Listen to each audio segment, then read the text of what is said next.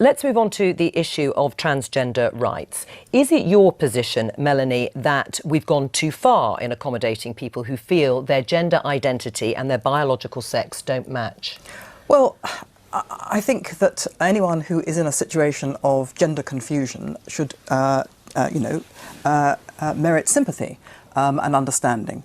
But I also think that we've got ourselves into a situation where there is a body of pressure behind the cause associated with transgender issues, which seeks to basically write biological sex out of the script altogether, to basically say that if I were to say I am a woman, that is somehow causing offence to somebody who is in a state of gender confusion. Now, I think that is not only absurd, and is not only sort of draconian and even totalitarian, but it is denying me my right to say what I am, which is a woman. Do you think that is what's happening? I don't think that is what's happening. I think what's happening, it's all about equality. It's all about recognising that some people self-identify as a different gender and they should be given the opportunity to do that.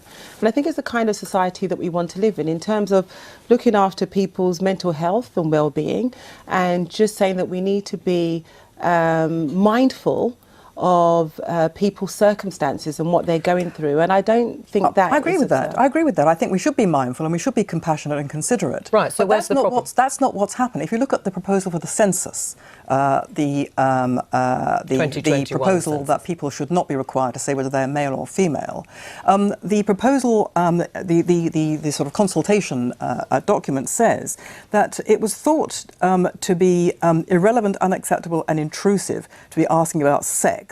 But the crucial point is this: the option of adding a third choice of other, male, female, other, was considered problematic because it was thought to homogenise trans people and differentiate them from the rest of society. Now, so here you have a situation where, in my view, that's what should happen. If the census people, if people are concerned that transgender people don't find a place in a census questionnaire which simply says, are you male or female, fine, have other. But no, you can't have other, because to have other would somehow cause offence. In which case, I cannot say on the census, I can say on the census that I am a woman, but the census overall will no longer be reliable as the principal source of statistical information about men and women in the country. And isn't that can't be right? Is that a problem for planning, for services going forward, if you cannot have reliable figures about who is the male and who is female, and those that identify as neither? Absolutely, but I mean, I'm not quite sure if this is a concrete proposal. And I think it's about terminology. So as I understand it, having read it, I read it that it wasn't about, they were going to change the language of sex to gender. And so it's not that you'd be denying saying whether you're male or female, or either it would be just changing the language from sex to gender, which I agree with.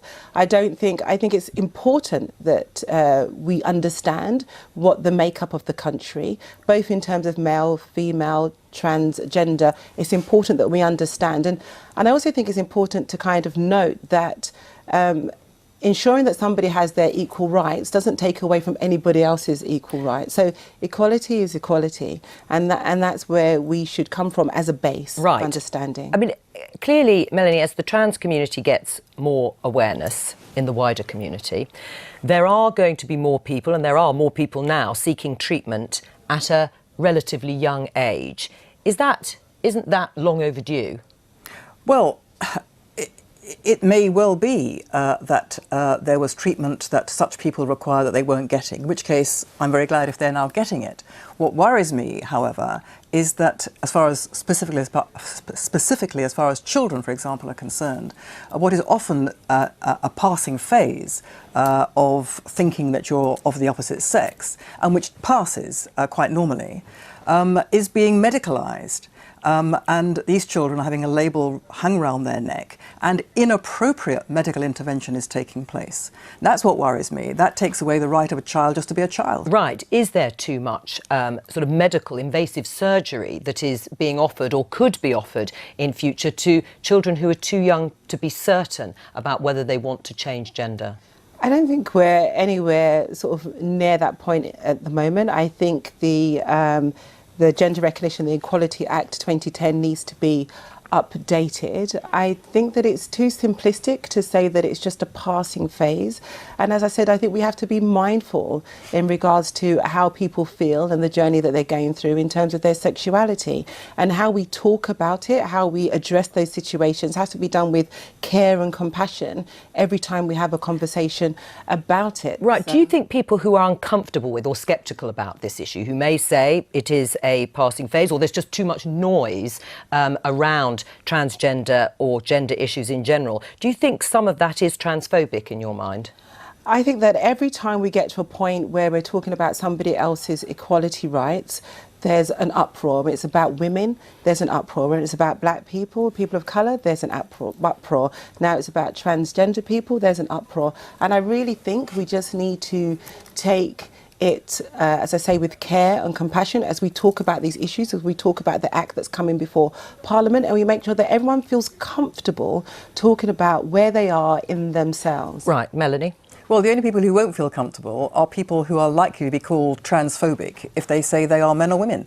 And if they say that certain people are men or women, if somebody gives birth, it's not a pregnant person, it's a pregnant woman. That person who says it's a pregnant woman is likely to be called transphobic, and as we saw with the case of Germaine Greer, is likely to be howled off the stage. This is a weapon for a very authoritarian, very intolerant set of attitudes masquerading as compassion. All right, we're going to leave it there because I want...